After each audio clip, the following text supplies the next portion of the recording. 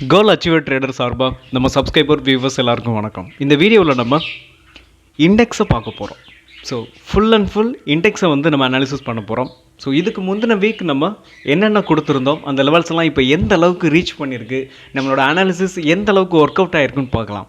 அது மட்டும் இல்லாமல் நெக்ஸ்ட் வீக் எப்படியெல்லாம் பர்ஃபார்ம் பண்ணுறதுக்கான வாய்ப்பு இருக்குது அப்படின்றதையும் நம்ம பார்க்க போகிறோம். ஓகே, இப்போ ஃபஸ்ட்டு பார்த்தோம்னா நம்ம போன வீக் ஐடி செக்டார் வந்து இங்கே பார்த்தீங்கன்னா உங்களுக்கு தெரியும்.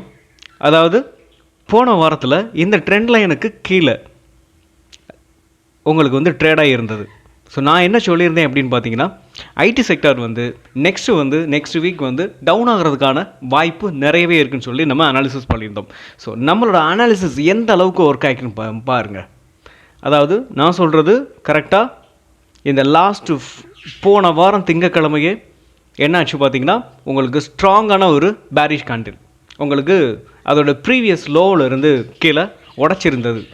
அதிலிருந்து நம்ம என்ன எக்ஸ்பெக்ட் பண்ணமோ 100% நடந்திருக்கு. ஸோ நம்ம உடைக்குன்னு சொல்லி நம்ம அனாலிசிஸ் பண்ணியிருந்தோம். நம்மளோட அனாலிசிஸ் எந்த அளவுக்கு ஒர்க் ஆகிருக்குன்னு பாருங்கள். ஓகே, இப்போது நமக்கு நெக்ஸ்ட் வீக் என்ன ஆகும்? ஸோ இந்த அளவுக்கு ஃபால் வந்திருக்கு. ஃப்ரைடே மட்டும் உங்களுக்கு இந்த ஐடி செக்டார் 4.18% டவுன் சைடில் வந்திருக்கு. ஸோ இந்த கண்டென்ட்டில் நம்ம IT sector, auto, index, FMCG, PSU bank, metal, pharma, so இந்த 6 இண்டெக்ஸை பற்றியும் நம்ம அனாலிசிஸ் பண்ண போகிறோம். ஸோ இந்த அனாலிசிஸில் எல்லாமே உங்களுக்கு எஜுகேஷன் பர்பஸ்க்காக, நீங்கள் ட்ரேட் ஆர் இன்வெஸ்ட்மெண்ட் பண்ணணும்னா ஓன் அனாலிசிஸ் பண்ணிவிட்டு இன்வெஸ்ட்மெண்ட் பண்ணுங்கள். நான் செபி ரெஜிஸ்டர்ட் அட்வைசர் கிடையாது. ஓகே, இப்போ நம்ம கண்டென்ட்டுக்குள்ளே போகலாம். உங்களுக்கு நம்ம வீடியோ யூஸ்ஃபுல்லாக இருந்துச்சுன்னா, நாலேஜ் கொடுத்துருந்துச்சுன்னா மறக்காமல் லைக் அண்ட் சப்ஸ்கிரைப் பண்ணுங்கள். உங்கள் ஃப்ரெண்ட்ஸுக்கும் ரெஃபர் பண்ணுங்கள். முடிஞ்ச அளவுக்கு நம்ம சேனலுக்கு உங்கள் சப்போர்ட்டை கொடுங்க. ஓகே, இப்போது ஐடி செக்டார் வந்து அகைன் மறுபடியும் அப்சைடில் எப்போ திரும்பும் அப்படின்ற ஒரு கேள்வி இருக்கும். இன்னொன்று, இந்த ஃபாலை நம்ம எப்படி பயன்படுத்திக்கலாம்? ஸோ நீங்கள் ஏதாவது லாங் டேர்முக்கு ஸ்டாக் வாங்கியிருந்தாலும் சரி, இல்லை பொதுவாக வாங்க போகிறதா இருந்தாலும் சரி, இதை பேஸ் பண்ணி நீங்கள் வாங்கிக்கலாம். ஸோ அதுக்காகத்தான் நம்ம நெக்ஸ்ட் வீக் எப்படி இருக்குன்றதை பார்க்க போகிறோம். இது ரிலேட்டிவாக நீங்கள் இதை யூஸ் பண்ணிக்கலாம். ஓகே, இப்போது ஐடி இண்டெக்ஸ் பார்த்தீங்கன்னா உங்களுக்கு வெள்ளிக்கிழமை ஒரு ஸ்ட்ராங்கான பிரேக் அவுட். ஸோ இது வந்து பிரேக் அவுட் ஆகிறதுக்கான அப்சைடில் போகிறதுக்கான வாய்ப்பு ரொம்பவே நியர்பையில் இருக்குது. ஸோ இந்த ட்ரெண்ட் லைனை பாருங்கள். ஸோ கிட்டத்தட்ட 2023 ஒரு 2 வருஷமாக இந்த ட்ரெண்ட் லைனில் தான் ஐடி செக்டார் வந்து ஒரு பெரிய ஃபால் வரும்போதெல்லாம் இந்த ட்ரெண்ட் லைனில் சப்போர்ட் எடுத்துகிட்டு தான் ஒவ்வொரு தடவையும் மேலே போயிருக்கு. ஓகே, இது வந்து இப்போ என்ன ஆகும் அப்படின்னு பார்த்தீங்கன்னா, இந்த தடவையும் உங்களுக்கு இந்த ட்ரெண்ட் லைன் வந்து சப்போர்ட்டாக ஆக்ட் ஆகும். ஸோ இன்னும் ரொம்ப ரொம்ப ரொம்ப நியர்பையில் தான் இருக்குது. என்ன கேட்டால், அமெரிக்கன் மார்க்கெட் வந்து ஃப்ரைடே எல்லாமே டவ் ஜோனாக இருக்கட்டும், இல்லை நாஸ்டாக்காக இருக்கட்டும், இல்லை S&P 500 இருக்கட்டும், மூணுமே 1% அப்சைடில் இருக்குது. அதாவது கிட்டத்தட்ட பார்த்தீங்கன்னா நாஸ்டாக் 333 புள்ளி அப்சைடு போயிருக்கு, பாசிட்டிவ் க்ளோசிங் வந்திருக்கு. டவ் ஜோன்ஸ் வந்து 601 புள்ளிகள் வந்து அப்சைடில் போயிருக்கு. ஸோ திங்கக்கிழமை நமக்கு ஒரு கேப் அப் ஓப்பனிங் கிடைக்கிறதுக்கு வாய்ப்பு இருக்குது. ஆனால் நம்ம மார்க்கெட் வந்து அதை தக்க வச்சுக்குமா அப்படின்றது ஒரு கேள்விக்குறி. ஓகே, அதை நம்ம அப்புறமா பார்க்கலாம். ஒரு நல்ல விஷயம் என்னென்னா, ஐடி செக்டார் வந்து அப்சைடில் போகிறதுக்கான பாசிபிள்ஸ் இருக்குது. ஸோ அதனால் நீங்கள் ஏதாவது ஸ்டாக் வந்து அக்குமுலேட் பண்ணணும்னு நினச்சிங்கன்னா, நீங்கள் உங்களோட லாங் டேர்முக்கு நீங்கள் வாங்கி வச்சுருந்த ஸ்டாக் ஏதாவது அக்குமுலேட் பண்ணணும்னு நினச்சிங்கன்னா நீங்கள் தாராளமாக அக்குமுலேட் பண்ணிக்கலாம். என்ன கேட்டால், நாளைக்கு அப்படி இல்லைன்னா உங்களுக்கு நாளை மறுநாள் அதாவது சப்போர்ட் எடுக்கிறதுக்கான வாய்ப்பு இருக்குது. ஓகே, ஐடி இண்டெக்ஸை பொறுத்த வரைக்கும் நம்ம ஓரளவுக்கு நல்லாவே ஓரளவுக்கு அனாலிசிஸ் பண்ணிட்டோம். ஓகே, நெக்ஸ்ட்டு என்ன ஆகும் அப்படின்றத நம்ம வந்து நெக்ஸ்ட் வீக் பார்க்கலாம். இப்போது நம்ம நிஃப்டி ஆட்டோவை இண்டெக்ஸை வந்து அனாலிசிஸ் பண்ணிடலாம்.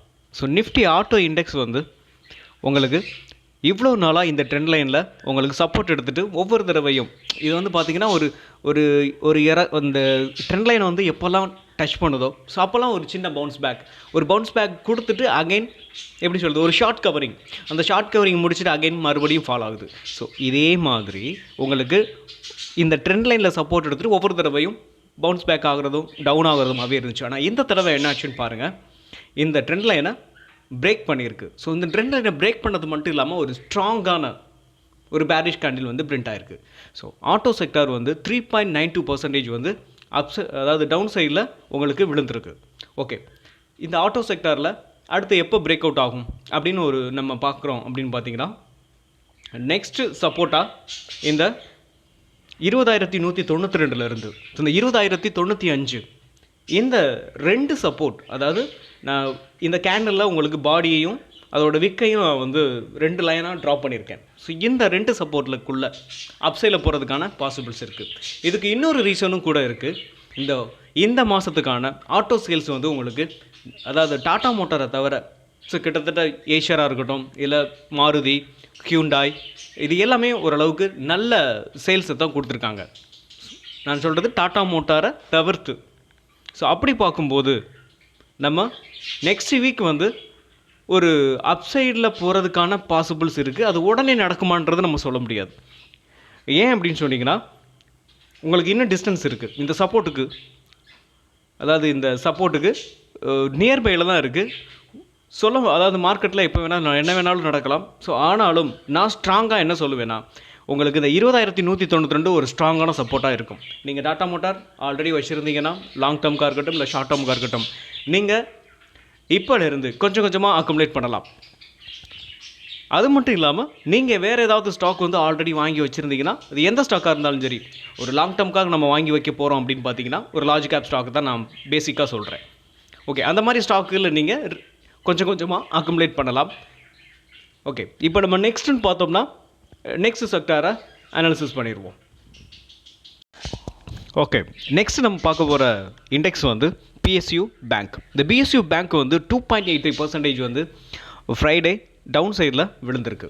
ஓகே, இப்போது இந்த பிஎஸ்யூ இண்டெக்ஸ் பேங்க் இண்டெக்ஸ் வந்து இனி எப்போ அப்சைடில் போகும் அப்படின்னு, அப்சைடில் எப்போ திரும்பும் அப்படின்னு நம்ம பார்க்கலான்னு பார்த்தீங்கன்னா, உங்களுக்கு இந்த ட்ரெண்ட் லைனில் தான் இது வரைக்கும் ஒவ்வொரு தடவையும், இந்த ட்ரெண்ட் லைனை நீங்கள் கொஞ்சம் கவனிச்சிங்கன்னா தெரியும், இந்த ட்ரெண்ட் லைனில் தான் சப்போர்ட் எடுத்துகிட்டு ஒவ்வொரு தடவையும் அப் சைடில் போகிறதும் டவுன் சைடில் வர்றது இருந்துச்சு. ஸோ இந்த டைம் என்னாச்சு அப்படின்னு பார்த்தீங்கன்னா, ஒரு 2 விஷயம் நடந்திருக்கு.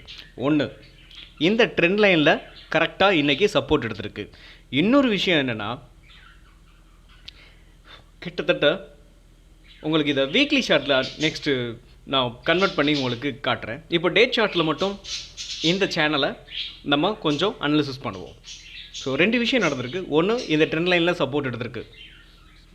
நாஸ்டாக் வந்து உங்களுக்கு அமெரிக்கன் மார்க்கெட் வந்து அப்சைடில் போகிறதுனால ஒரு கேப் அப் கிடைக்கும். ஸோ அந்த கேப் அப் கிடைக்கிறதுனால இந்த இண்டெக்ஸில் இருக்கிற ஸ்டாக்ஸ், உங்களுக்கு எஸ்பிஐ இருக்கட்டும், bank of Baroda, Canara bank, இந்த மாதிரியான பேங்க் வந்து அப்சைடில் போகிறதுக்கான, அப்சைடு அப்படின்னா நான் ஒரு எப்படி சொல்கிறது, ஷார்ட் கவரிங் சொல்வேன், ஒரு 3-4 days இல்லை 1 weekக்குள்ளே ஒரு அப்சைடில் போகிறதுக்கான பாசிபிள்ஸ் இருக்குது.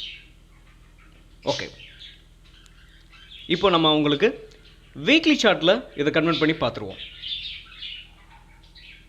வீக்லி சார்ட்டில் நம்ம பார்க்கும்போது இன்னும் தெளிவாக நமக்கு கிடைக்கும், கிளியராக அனாலிசிஸ் பண்ணலாம். ஓகே, இப்போது இந்த சேனலை பாருங்கள். இந்த ட்ரெண்ட் லைனை கிட்டத்தட்ட இது 2020 இந்த சேனல் 2020 2025 ஒரு 5 இயராக இருக்கு. 5 இயரில் உங்களுக்கு இந்த ட்ரெண்ட் லைனில் ஒரு கிட்டத்தட்ட பார்த்தீங்கன்னா 3 times வந்து இந்த ட்ரெண்ட் லைனை ரெஸ்பெக்ட் பண்ணியிருக்கு. ஸோ 2 times சொல்லலாம். இப்போது உங்களுக்கு 3rd time வந்து ரெஸ்பெக்ட் பண்ணிச்சு. பட் இருந்தாலும் அது தக்க வைக்க முடியல. இங்கே பாருங்கள், ஒரு ஸ்பின்னிங் டாப் மாதிரி தெரியும். அப்சைடில் போயிட்டு உங்களுக்கு ஒரு ஸ்பின்னிங் டாப் வந்திருக்கு. ஆனால் போன வாரம் வந்து பார்த்தீங்கன்னா உங்களுக்கு ஸ்ட்ராங்கான ஒரு பேரிஷ் கேண்டில் பிரிண்ட் ஆகிருக்கு. ஸோ அதே சமயத்தில் இந்த மைனர் ட்ரெண்டில் உங்களுக்கு இந்த பிஎஸ்யூ இண்டெக்ஸ் வந்து சப்போர்ட்டில் இருக்குது. ஸோ 2 விஷயம் நடக்கலாம். ஒன்று, மண்டே வந்து நம்ம மார்க்கெட் வந்து அப்சைடில் போணுச்சுன்னா இந்த பிஎஸ்யூ இண்டெக்ஸ் வந்து அப்சைடில் போகிறதுக்கான பாசிபிள்ஸ் இருக்குது. இல்லை அமெரிக்கன் மார்க்கெட் அப்சைடில் இருக்கிறதுனால இந்த கேப்பப்பை நம்ம மார்க்கெட் வந்து தக்க வைக்க முடியலை அப்படின்னா, ஒன்று சைட்வேஸ் போகலாம், இல்லை டவுன் சைடில் வர்றதுக்கான வாய்ப்புகளே நிறையவே இருக்குது.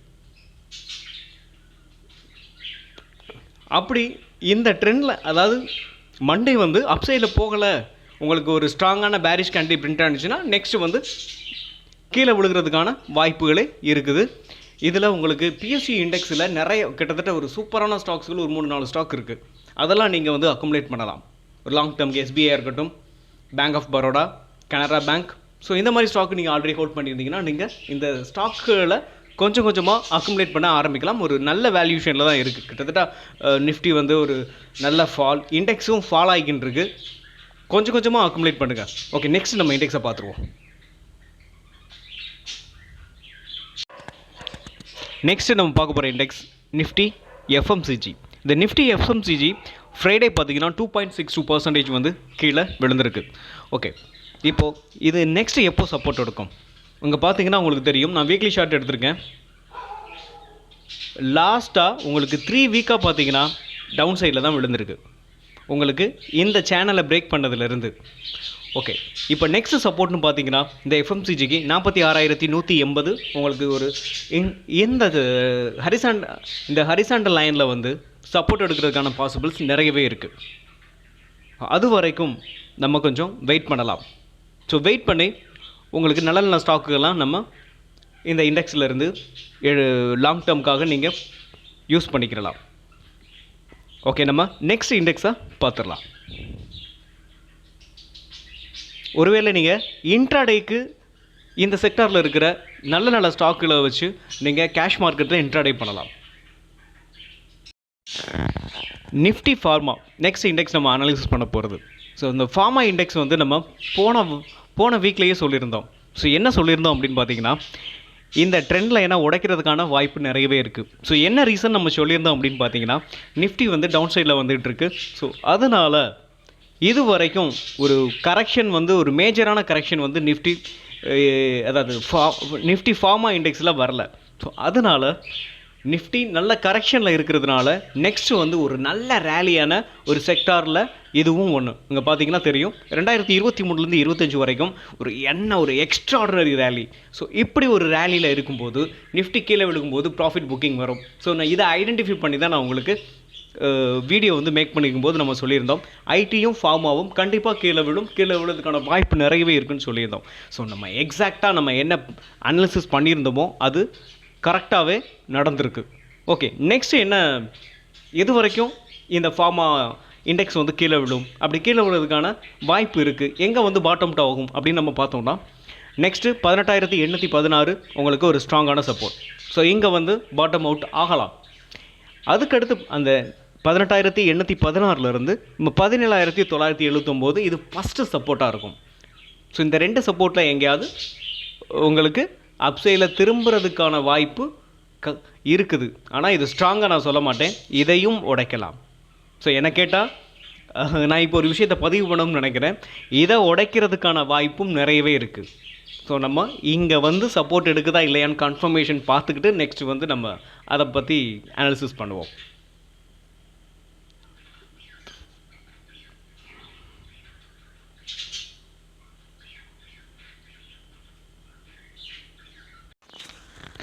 நெக்ஸ்ட் நம்ம பார்க்க போகிற இண்டெக்ஸ் வந்து நிஃப்டி மெட்டல். ஸோ இந்த நிஃப்டி மெட்டல் பார்த்தீங்கன்னா நான் வீக்லி ஷார்ட் வச்சுருக்கேன். ஸோ உங்களுக்கு இந்த 2022 இந்த ட்ரெண்ட் லைன் வந்து பாஸ் ஆகுது. இந்த ட்ரெண்ட் லைனில் வந்து உங்களுக்கு சப்போர்ட்டை எடுத்துச்சு. அகைன் சப்போர்ட்டே எடுத்தாலும் உங்களுக்கு அது வந்து சஸ்டெயின் பண்ண முடியல. உங்களுக்கு இந்த வீக்லி ஷார்ட்டை பார்த்தீங்கன்னா தெரியும், க்ளோஸ்டு அந்த கேண்டிலை பாருங்கள். So bullish candle, bearish candle, bullish candle, bearish candle. So இன்னும் மெட்டல் வந்து உடைக்கலை, ஆனால் உடைக்கிறதுக்கான வாய்ப்பும் இருக்குது. இது ஒரு ஸ்ட்ராங்காக நம்ம சொல்ல முடியாது, அப் சைட்லையும் போகலாம், டவுன் சைட்லையும் வரலான்னு. ஸோ இன்டிசிஸ் மோடில் இருக்குது. அப்படின்றப்போ நம்ம கொஞ்சம் வெயிட் பண்ணலாம். அதாவது இந்த ட்ரெண்ட் லைனை பிரேக் பண்ணிச்சு அப்படின்னா, ஸோ உங்களுக்கு இந்த ட்ரெண்ட் லைனை பிரேக் பண்ணிச்சுன்னா நல்ல ஃபால் வர்றதுக்கான வாய்ப்பு இருக்குது. ஒரு வேளை உடச்சிச்சு அப்படின்னு பார்த்தீங்கன்னா அதோட ஃபஸ்ட்டு சப்போர்ட்னு பார்த்தீங்கன்னா இந்த 7,670 ஃபஸ்ட்டு சப்போர்ட்டாக இருக்கும். ஸோ இதை உடைச்சா நெக்ஸ்ட் வீக்கில் எங்கே சப்போர்ட் இருக்குது அப்படின்றத நம்ம அனாலிசிஸ் பண்ணுவோம்.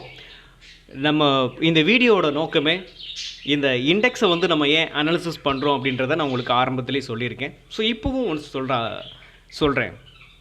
இது ரிலேட்டிவான ஸ்டாக்குகளை நீங்கள் வச்சுருந்தீங்கன்னா நீங்கள் ஒரு லாங் டேர்மாக இருக்கட்டும், இல்லை ஷார்ட் டேர்முக்காக நியூ பையிங்காக இருக்கட்டும், இல்லை லாங் டேர்முக்கு நியூ பையிங்காக இருக்கட்டும், இப்போ கொஞ்சம் கொஞ்சமாக நீங்கள் அக்குமுலேட் பண்ண ஆரம்பிக்கலாம். ஸோ அப்படி அக்குமுலேட் பண்ணும்போது கோல்டன் ரூல்ஸ்னு சொல்லுவாங்க ஷேர் மார்க்கெட்டில், அதை நீங்கள் அப்ளை பண்ணுங்கள். ஸோ ஒரு ஸ்டாக்கில் நீங்கள் இன்வெஸ்ட்மெண்ட் பண்ண போகிறீங்க அப்படின்னா உங்களோட கேபிட்டலை 3ஆக பிரிச்சுக்கோங்க. அதில் ஒவ்வொரு பங்கையும் ஒரு குறிப்பிட்ட சப்போர்ட்டில் பிரேக் பண்ணி கீழே வரும்போது கொஞ்சம் கொஞ்சமாக வாங்குங்க. ஸோ இதைத்தான் நம்ம ஒவ்வொரு வீடியோவிலையும் சொல்கிறோம். ஓகே, மீண்டும் ஒரு நல்ல வீடியோவில் உங்களை சந்திக்கிறேன். அதுவரை நன்றியும் அன்பும்.